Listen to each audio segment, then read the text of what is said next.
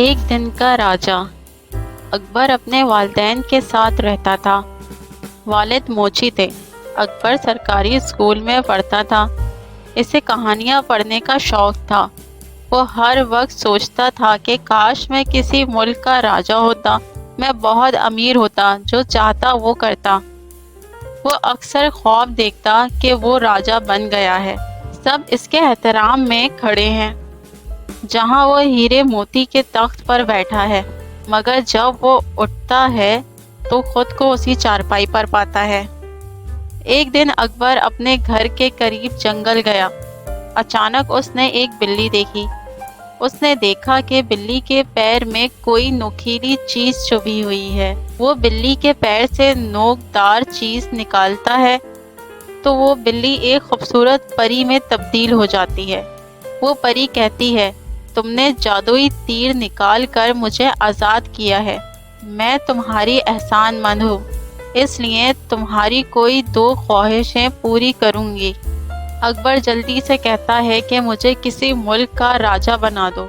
परी ने कहा, आंखें बंद करो।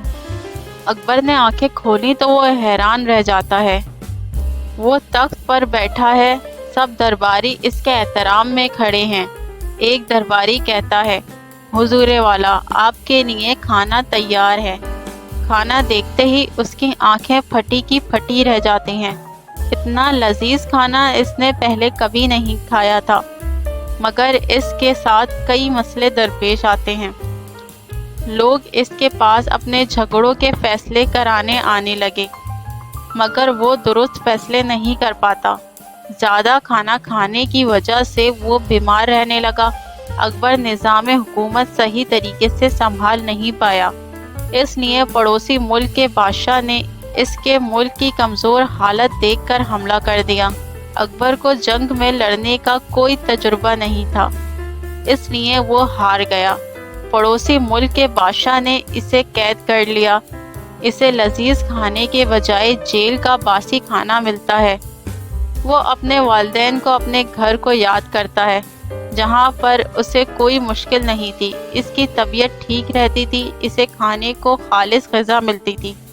इसे परी की बात याद आई। इसने मशरिक की तरफ मुंह करके 3 तालियां बजाईं। परी आई तो उसने कहा, मुझे पहले जैसा बना दो। परी ने कहा, आंखें बंद करो। आंखें खोली तो उसने देखा कि वो उसी जंगल में और उसी हालत में वापस आ चुका है। तो प्यारे बच्चों, हमें इस कहानी से ये सबक मिलता है कि अल्लाह ताला ने हमें जो कुछ अता किया है, हमें उसमें अल्लाह ताला का शुक्र अदा करना चाहिए, क्योंकि वही हमारे लिए बेहतर होता है। प्यारे बच्चों, उम्मीद है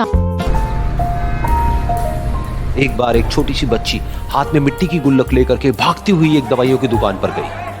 वो काफी देर तक वहां पर खड़ी रही, लेकिन दुकानदार का ध्यान उसकी तरफ नहीं गया, क्योंकि और भी बहुत सारे लोग खड़े हुए थे। उसने दुकानदार को कई बार बुलाया, लेकिन वहां पर भीड़ इतनी थी कि दुकानदार का ध्यान उसकी तरफ गया ही नहीं। और फिर उस बच्ची को थोड़ा सा गुस्सा आया तो उसने अपनी मिट्टी की गुल्लक ले करके वहीं काउंटर पर जोर से रख दी, जिसके बाद में जो दुकानदार था और जितने भी लोग खड़े थे वो सब उस बच्ची की तरफ देखने लग गए। और फिर उस दुकानदार ने उस बच्ची से पूछा, बेटे आपको क्या चाहिए? तो वो बड़े ही भोलेपन से बोली कि मुझे एक चमत्कार चाहिए। ये सुन करके दुकानदार को कुछ समझ नहीं आया, ना ही वहां पर जो लोग थे उनको कुछ समझ में आया, और सब उसकी तरफ देखने लग गए। फिर दुकानदार ने बोला, बेटे चमत्कार तो यहाँ पर नहीं मिलता है। तो बच्ची को लगा कि वो उससे झूठ बोल रहा है, तो बच्ची ने कहा कि मेरी गुल्लक में बहुत पैसे हैं, आप बताओ आपको कितने पैसे चाहिए, लेकिन मैं आज यहाँ से चमत्कार लेकर के ही जाऊंगी। तो वहीं काउंटर पे एक और आदमी खड़ा था। उसने उस बच्ची से पूछा कि बेटे क्यों चाहिए तुमको चमत्कार? तब उस बच्ची ने अपनी कहानी बताई कि अभी कुछ दिन पहले मेरे भाई के सर में बहुत तेज दर्द हुआ, तो मेरे पापा मम्मी उसको हॉस्पिटल ले गए। उसके बाद कई दिन तक मेरा भाई घर नहीं आया। तो मैंने कई बार अपने पापा से पूछा, लेकिन उन्होंने मुझे कुछ नहीं बताया। उन्होंने बार बार यही कहा कि वो आ जाएगा, वो कल आ जाएगा, वो कल आ जाएगा, लेकिन वो आ ही नहीं रहा था। तो मैंने देखा कि मम्मी रो रही है। अब पापा मम्मी को कह रहे थे कि उसकी दवाइयों के लिए और उसके इलाज के लिए जितने पैसे चाहिए उतने मेरे पास में नहीं है, अब उसको कोई चमत्कार ही बचा सकता है। तब मुझे लगा कि अगर मेरे पापा के पास में इतने पैसे नहीं भी हैं तो क्या हुआ, मेरे पास में तो है। तो मैंने जितने भी पैसे जोड़ रखे हैं वो सारे लेकर के मैं इस दवाई की दुकान पर आई। फिर उस आदमी ने उस बच्ची से पूछा, कितने पैसे हैं तुम्हारे पास में?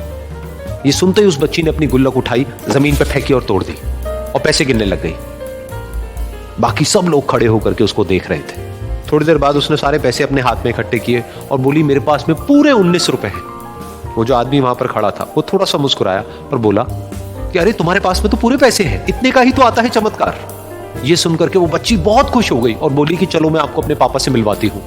बाद में पता लगा कि वो आदमी कोई आम आदमी नहीं था, बल्कि एक बहुत बड़ा न्यूरोसर्जन था और उसने सिर्फ 19 रुपए में उसके भाई की सर्जरी करी और कुछ ही दिन बाद वो ठीक होकर के घर वापस आ गया। फिर कुछ दिन बाद वो बच्ची, उसका भाई, उसके पापा, उसकी मम्मी चारों एक साथ बैठे हुए थे और बात कर रहे थे। तो उसकी मम्मी ने उसके पापा से पूछा कि अब तो बता दो ये चमत्कार आपने किया कैसे।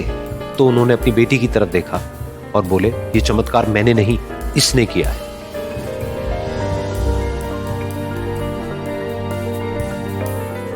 तो यहां पर एक बहुत बड़ी बात है जो हम उस छोटी सी बच्ची से सीख सकते हैं कि जिंदगी में कभी कभी ऐसा होता है कि हमको कोई रास्ता नजर नहीं आ रहा होता है और हम लोग हिम्मत हार जाते हैं। तब हमारे अंदर एक बच्चा होता है जो कोशिश करने से कभी भी पीछे नहीं हटता है। वो हार मानने को तैयार नहीं होता है क्योंकि उसको ना शब्द समझ नहीं आता है। वो बच्चा जिसके लिए कुछ भी नामुमकिन नहीं है, क्योंकि वो हर हाल में कोशिश करता ही रहता है।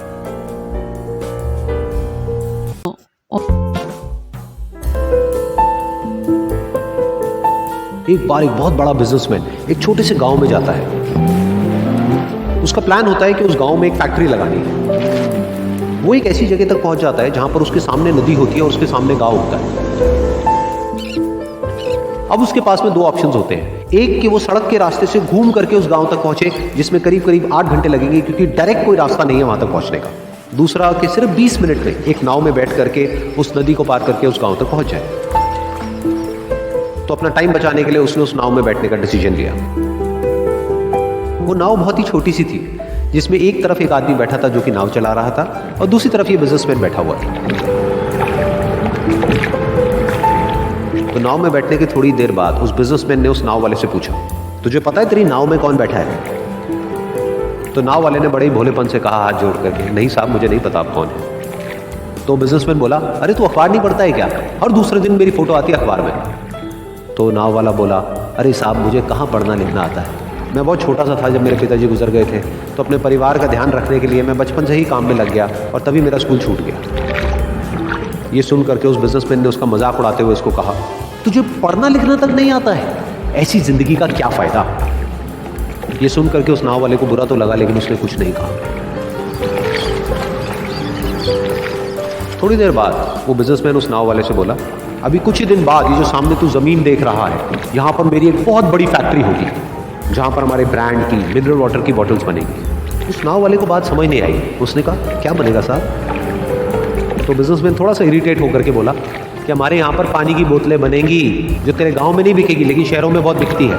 अरे कभी तू शहर गया होगा तो तूने देखी होगी पानी की बोतलें रखी होती है दुकानों पर।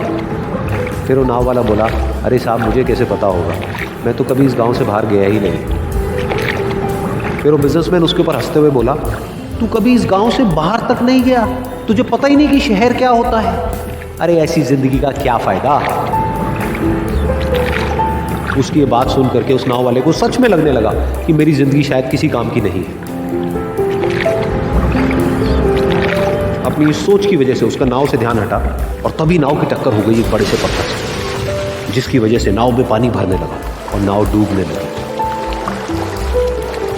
उस जगह पर पानी बहुत ही गहरा था और किनारा दूर था।